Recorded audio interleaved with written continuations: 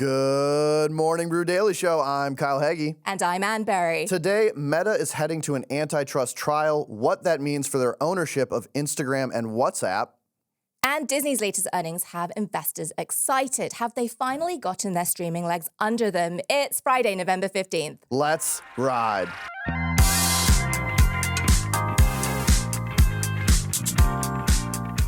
So it is Friday, and we actually are making Morning Brew Daily history because there's no Neal, there's no Toby. They're slacking off. They're out somewhere having fun. It's me and Ann Berry locked in the studio. And Ann, the audience might know me a little bit, but they may not know you for Morning Brew Daily Show. So tell us a little bit about yourself. Thanks, Carl. First of all, I miss Neal and Toby. So Who shout doesn't? out to them. Who doesn't? So I am really involved here in brew markets where we are focusing on the hottest stories coming out of public stocks. And we do a ton of great work. We have a newsletter. We are building on social. Come find us on Instagram. Come find us on X. And there's a lot more to come. So working hard. Also host, just like you do, another podcast here at Morning Brew. It's called After Earnings. That's where we have in-depth conversations with public company executives that retail investors often don't get to have. So we're trying to unpack that for folks. I love it. Well, Ann is probably the smartest person at Morning Brew, so this is going to be a really fun conversation. We actually are talking a lot about earnings today, so you're going to be right in your sweet spot, and I have to compete with this accent, so I'm a little nervous, but let's get into it. Yes, but before we get to all that, let's hear a word from our sponsor, Sage. Not the herb, but a tool that saves finance professionals a lot of time and money. Life as a CFO is stressful, and I was talking to our CFO here at the Brew, and he said that a lot of times CFOs call themselves chief figure outers. And part of the reason why CFOs call themselves that is the financial health of a business is like a jigsaw puzzle. Bill pays over here, closing a quarter is over there. It's hard to see the big picture. Which is where Sage comes in. It is the box that contains all the puzzle pieces, but it also shows you the picture you are trying to make. So if you want to do a little less searching on the ground for pieces and a little less guessing where those pieces go, check out Sage. Head to sage.com/morningbrew. That's sage.com/morningbrew. We are about to find out who is stronger, the U.S. Federal Trade Commission or Mark Zuckerberg in his wife Guy era. Now, why is that? It's because Meta must face trial over claims it overpaid in its purchase of Instagram and WhatsApp to crush emerging competitors. This strategy is often called buy or bury, no relation to the co-host Ann Berry, where a company basically says, let me buy you or we will throw our entire weight behind destroying you. Now, for reference, Meta bought Instagram in 2012 for a cool $1 billion, and they bought WhatsApp in 2014 for 19 times that, for $19 billion.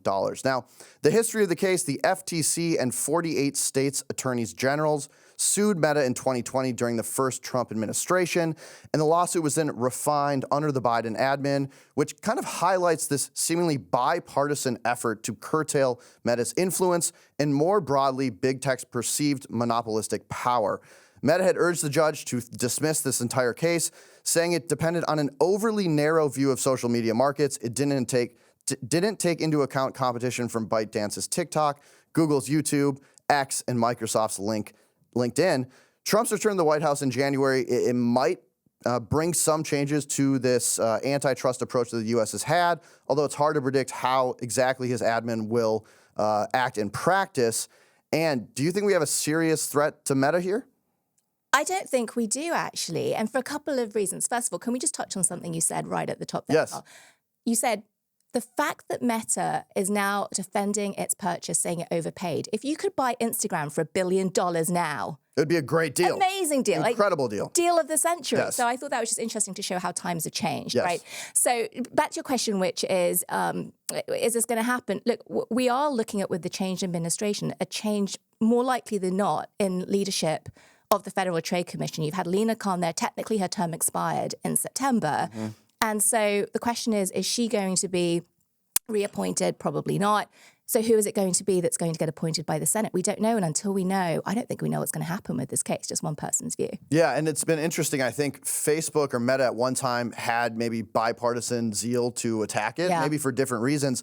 Now it seems like Zuckerberg and maybe the company are pivoting their PR. They're showing a different side of them. I'm not sure actually if there is still the same bipartisan anger towards Meta as there maybe used to be, but also just against the backdrop, a lot of the big tech companies are getting sued. I think Amazon is facing an antitrust lawsuit, Apple is facing an antitrust lawsuit, Google is facing 2 antitrust lawsuits.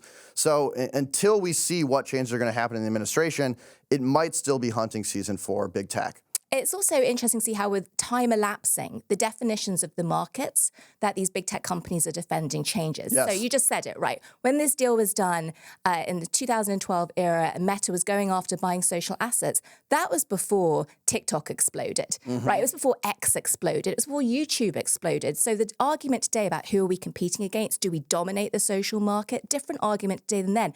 Same thing, let's take Google, right? Antitrust going after them because of search. I mean, do you use Google for search, or are you using ChatGPT? I mean, ChatGPT is definitely increasing. Perplexity is big in the search space. Yeah. So I think your point about these markets change or consumer behavior changes. And so maybe we don't even need to break them up. This is just a distraction, allowing a little bit of sunlight in the market for these new emerging companies to take some share from these big tech companies. I will say, I think Zuck, I mean, I don't think he wants his company to be broken up. But either way, he is loving life right now. He recorded a song with T-Pain to show how much he loved his wife because he met her and they would play the song Get Low. So this guy's having a good time no matter what. Also, how sweet is he with his wife? Didn't he get a sculpture commissioned? Yeah. Oh, so sweet. He's in his wife guy era. I love it. I also T-Pain. And if somebody wanted to make a sculpture of me in a T-Pain rendition, I would find that. Yeah, listeners, you heard it. Yeah, no, I'm going to get flooded now with DMs. I'm going to find a ton of this coming into my inbox. The other thing, Carl, that you touched on, which is how perception has changed. It used to be bipartisan. I don't hear people riffing on Facebook now the same amount that they're riffing on X. Yes. The power of X is what everyone's talking about. No one's really talking about the power of Facebook when it comes to public discourse in quite the same way. Agreed. So we'll have to see how this case plays out in the new administration. Now it's time for our Friday segment, Stock of the Week, Dog of the Week, where Ann and I tell you about a stock who is full of holiday cheer and one who is just mumbling, bah, humbug. Now, as a reminder, we are not financial advisors. I was a philosophy major. Do not take my advice on stocks. And I'll throw it over to you for Stock of the Week. Don't take my advice on stocks either, by the way, just to double down on that. My Stock of the Week is Disney. And it's not just because the stock went up just under 7% yesterday, Kyle.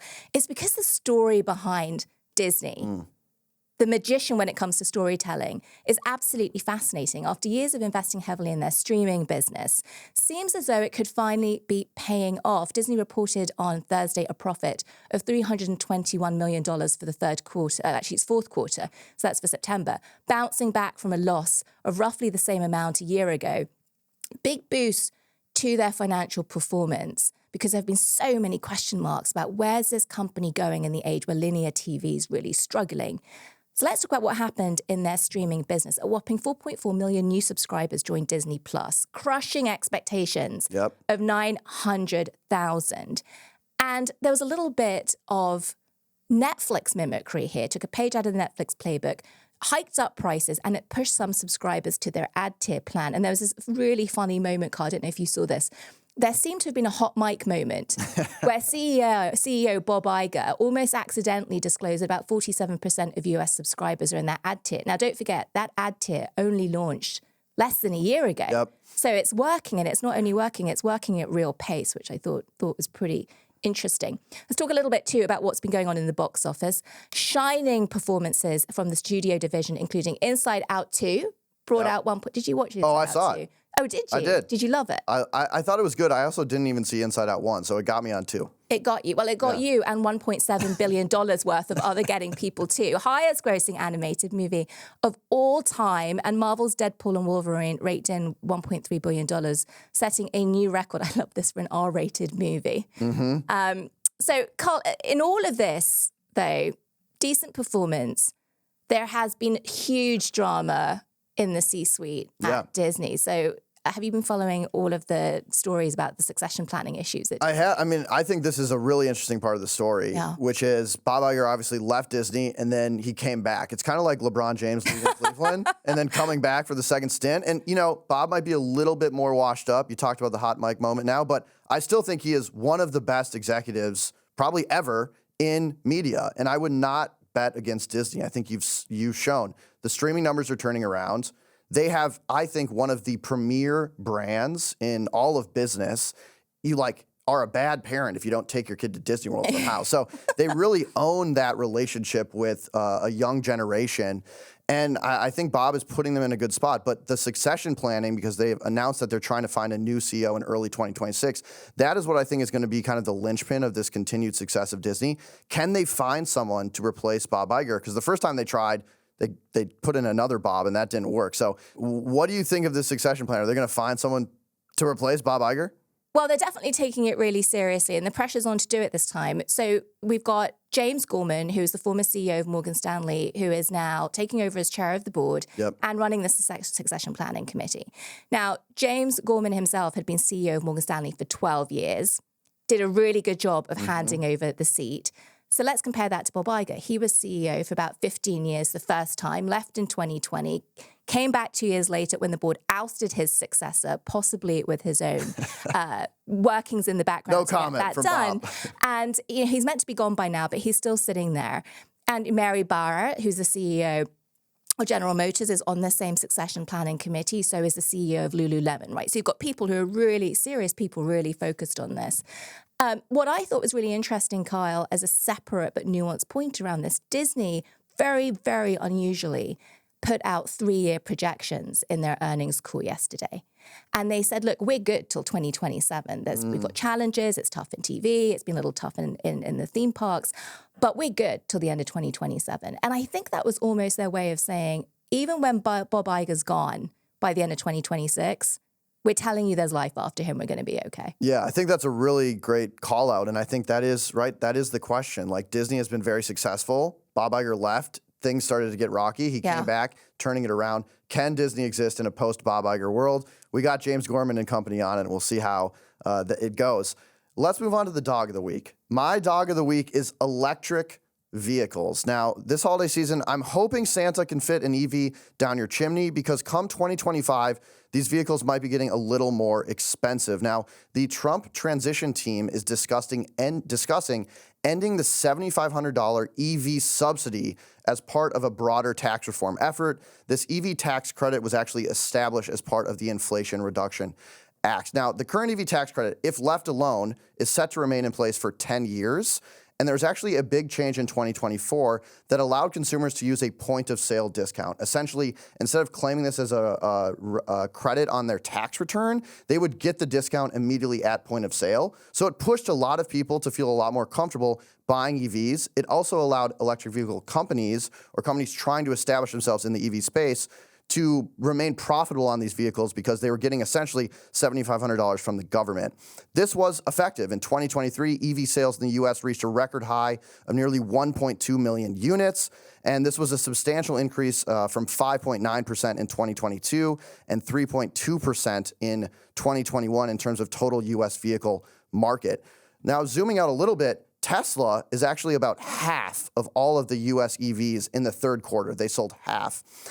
So they are a major player in this. However, Tesla's U.S. EV rivals have collectively steadily eroded this market, because Tesla used to be about 80% in the first quarter of 2020. So the EV market might be getting a shakeup. We're not sure who the winners are going to be. We're not sure who the losers are going to be. And does this mean I need to add a Tesla to my Christmas list? What should I be doing here? Well, here's what I find so fascinating, right? You've got Elon Musk, who's become this incredibly influential and loud voice advising what will be the new administration, sitting right there, founder and CEO of Tesla. At the same time as this tax credit, which was helped the whole industry, is potentially going to go away. So my big question around this is why. So should you be adding a Tesla to your Christmas list? I mean, if someone dropped a car in my stocking for Christmas, I'd be absolutely thrilled. But my question is, what happens more broadly? So if you go back to some of the things Elon Musk has said, and this is really interesting to me. He said earlier this year that killing the subsidy might slightly hurt Tesla sales, right? And we saw the Tesla share price come down a little bit on this news. But he said it would devastate his US competitors in EV, including legacy automakers such as General Motors. So if you get a Tesla, you might be the last person standing. Maybe everyone else does get decimated along the way. I think that is the most interesting point here, which is Tesla is kind of far out ahead of the competitors. They've built EV infrastructure. Yeah. They have the manufacturing process down. GM, Ford, Rivian, all these companies are trying to catch up to Tesla.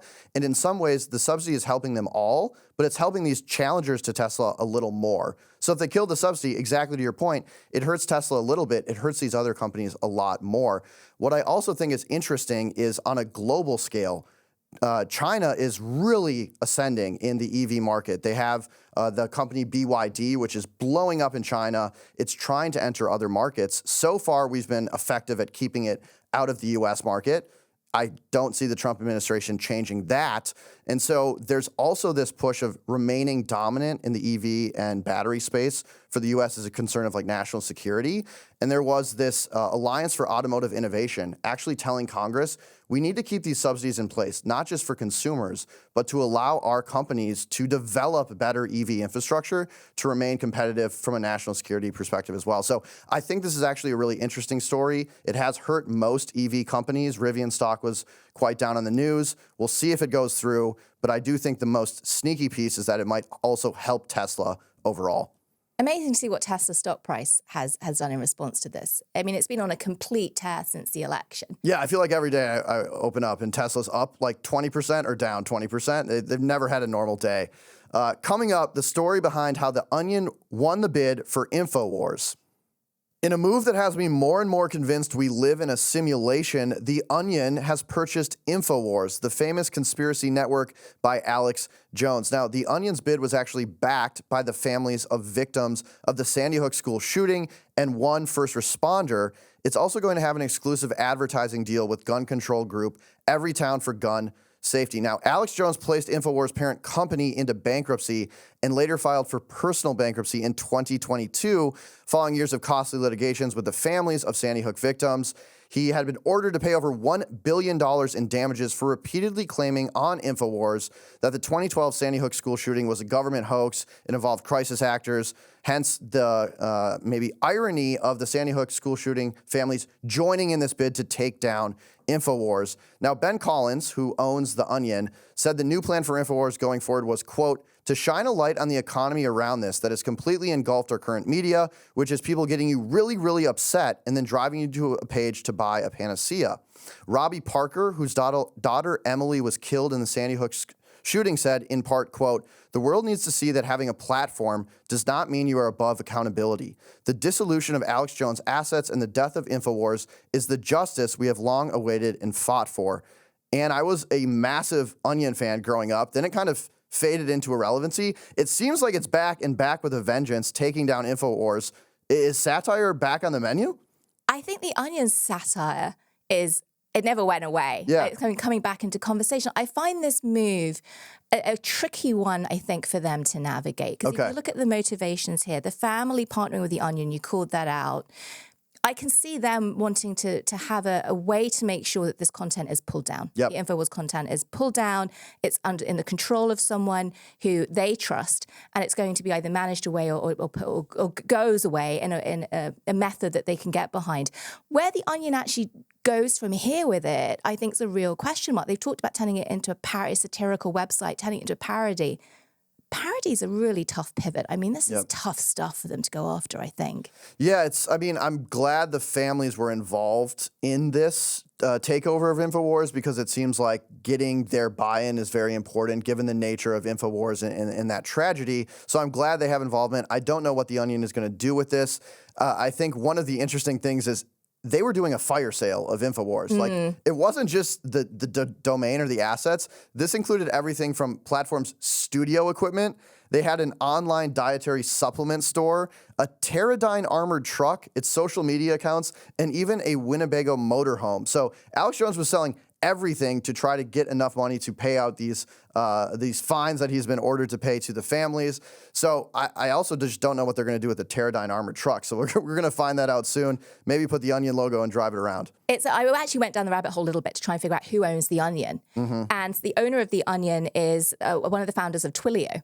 which I found quite interesting. So tech sort of coming back into a very different kind of media ownership. I don't know if that gives some insight into what the motives of the Onion could be here, but figuring out who the players are, unpacking that a little bit more, I think is going to be a part of how this unfolds. Yes, and Alex Jones, no surprise, was on X saying he's going to stay until the lights turn off, and that there's probably a big conspiracy to take InfoWars away, obviously. So he isn't going away forever, but I think this is a big step in limiting his reach because InfoWars it's relatively popular in the media landscape. All right, Carl, before we end our Morning Brew Daily maiden voyage together, let's share some other stories that you should know before we head into the weekend, starting up with media, but a different kind. Tonight is a big night for Netflix because they're getting into live sports. We will see the streaming giant airing a highly anticipated fight between YouTuber turned boxer Jake Paul and boxing titan Mike Tyson, set to take place this evening at the AT&T Stadium in Dallas, Texas.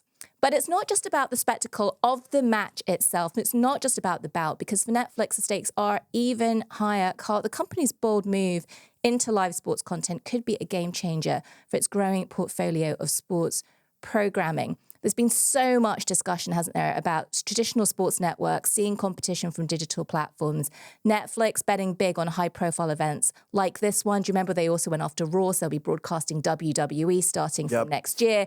All of this to attract subscribers with the thesis that that's how you get engagement with these live sports and trying to redefine what live sports can look like in the streaming era.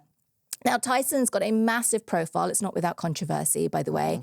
Both he and Jake Paul, slightly polarizing personas. But this fight does have the potential to bring in a new viewership to Netflix, to drive real engagement, particularly amongst younger audiences who may be familiar with Jake Paul from YouTube, and bringing them over to perhaps try and tempt them into subscription. But Kyle, what's your take on this? It's a big bet. It's a big intention. Does it work? I have two takes. The first is Jake Paul fighting Mike Tyson. Just seeing that headline is almost surprising. Like, if I showed that headline to my grandpa, I think his head would explode. Why? It just seems like we're in this new era of like absurdity almost for like spectacle. And I think Jake Paul and the Paul brothers, like somehow they are always in the news. Like they just find a way to pierce through this bubble and are always being talked about for sometimes like the wrong reasons, but they're always in the spotlight. I just think that is really fascinating how they've stayed relevant, Vine, YouTube, boxing, across their whole career. The second thing is, I think this is a really smart move from a Netflix perspective. What I kind of think about it is, it's very similar to like paid pay-per-view boxing, but you actually capture the customer theoretically forever. So using this as a top of funnel to gain new subscribers, but then they don't just go away. Now they're subscribed to your platform. And I'm sure Netflix is going to pull the data on which of these live sports are the best for attention long term, and then double and triple down on those. So I think this is a really powerful move by Netflix as a new funnel to get new subscribers. I think they're going to continue going into live sports because that is the one thing that linear TV has always said, we still have live sports. It's going to keep people buying these large cable packages. Netflix is now moving into that territory. I think it's a great expansion by the company. And you can't binge watch it. I mean, the beauty of live, right? You could literally subscribe or do a trial subscription to some of these streamers, go binge watch that one thing you've been really excited to see and then go away. Whereas if you know live sports is dropping, you're going to keep coming back. Do you think that having Mike Tyson, who's sort of an OG in the boxing space, and then having Jake Paul, do you think this is going to achieve multi-generational viewing? I definitely do. I think the lineup is there for a reason, and they probably have very different audience sets, and Netflix is going to be able to bring them together and then try to hold on to as many of them as possible. Let's move on to this Coach Tapestry merger news. In 2023, we learned that Lina Khan doesn't like luxury. No, I'm not talking about handbags. I'm talking about the companies that own the handbags. Now, if you remember in 2023, the FTC sued Coach parent company Tapestry and Versace parent company Capri to stop them from merging, citing it would decrease competition in the marketplace. And now the brands have officially called off the merger, and they're actually pursuing different goals to achieve their desired growth. Tapestry, which owns, again, a number of brands, Coach, Kate Spade, actually said it was going to do stock buybacks. They're doing a $2 billion stock buyback program. Capri, the owner of Versace, Michael Kors, Jimmy Choo, on the other hand, said it was going to focus more on remarketing efforts, changing its retail footprint, and kind of aligning product offerings to new consumer preferences. So very different strategies. How is the market responding to this news? Tapestry shares soared. Capri shares are down. Personally, I just don't think the companies should emerge because Coach and Versace obviously clash, but, what do I know? And what's your take on this luxury merger call-off story? Well, I think Tapestry's share price going up is the market saying, we didn't think Capri was a good idea anyway. So actually, in this case, maybe Lena Khan and the FTC, you did us a favor, which is interesting. Also, the fact that Tapestry is saying we've got a bunch of cash, right? They were going to use that cash to go buy Capri had that happened. Instead, we're going to buy back our shares. There's one cautionary tale in there, I think, Carl. They're sort of saying, without explicitly saying it, we can't think of a better way to spend our money organically. Yep. Right? Investing in our own growth doesn't make sense. We're better off sending our cash back to shareholders. Longer term, you do worry about that a little bit. What's the longer term thesis? Ironically, Capri is saying, great, now we're going to invest in ourselves. We're going to take care of ourselves. And the market's saying, well, we don't trust it's going to work. So, I look at this and say, tons going on in luxury right now. Do you see Burberry? It's coming out with a brand new strategy. The market got quite excited about that. But overall for luxury, China is such a big question mark for this whole sector. If the Chinese consumer doesn't come back with aplomb, where do you make up for that growth? So understanding that more broadly is going to be the thing to keep an eye on from my perspective. I think they should just send us some Versace. We'll wear it on the show and it'll boom. Next story, Kyle. Let's talk about NBC, which is making a big shake-up on the Today Show. Craig Melvin, co-anchor of the show's 9 a.m. hour, stepping into the seat. Big seat being vacated by Hoda Kotb, who's leaving the morning show next year. So Craig's now going to host the 7 and 8 a.m. hours alongside Savannah Guthrie, changing not only the lineup of that show, but also signaling NBC's broader strategy as it's trying to navigate what's been a really difficult landscape for network television. So, Carl, tell me, are you a fan? Do you watch the morning network news shows? Contractually, I cannot mention any competitors on the show. Craig, I wish you the best of luck, but you're going up against some heavy hitters in the morning Brew Daily show. So good luck out there, we Craig. drop at the same hour. Yeah, bring it on, Craig. Bring it on. I wish them the best. Let's move on to our last story here, which is a story you're going to want to listen to because it's going to allow you to win the most fun conversation at happy hour competition. 4 people in Southern California claimed their cars were trashed by a bear. The only problem? The bear was actually just a person in a bear costume, and the 4 suspects have been arrested and accused of insurance fraud. Now, the so-called bear claimed to have entered and damaged a Rolls-Royce and 2 Mercedes cars. So at least the bear has very good taste in vehicles. And the insurance department said, in what I think is probably the greatest statement I've ever heard, upon further scrutiny of the video, the investigation determined the bear was actually a person in a bear costume. The bear costume with brown fur, a head shaped like a bear, paws, metal hand tools, was actually found in one of the suspects' homes. So I hope they at least used it for Halloween and got, 2 uses out of it. And brilliant plan, stupid plan, or brilliantly stupid plan here? No plan. Terrible. Terrible. This was a very fascinating story. Folks, if you're listening at home, do not dress up as a bear, attack your own car, and try to claim the insurance credits. Don't do it. Don't do it. Don't do it. All right, well, we have made history today, me and Ann, filling in for Neal and Toby. It was lovely to have you in the studio, Ann, and I really enjoyed doing the show with you. Thanks for having me on. Let's roll the credits. Emily Milliron is our executive producer. Raymond Liu is our producer. Olivia Graham is our associate producer. Uchenna Waogu is our technical director. Billy Menino is on audio. Hair and makeup are partying with Neal and Toby. Devin Emery is our chief content officer. And our show is a production of Morning Brew. Great show there, Kyle. See you guys next time.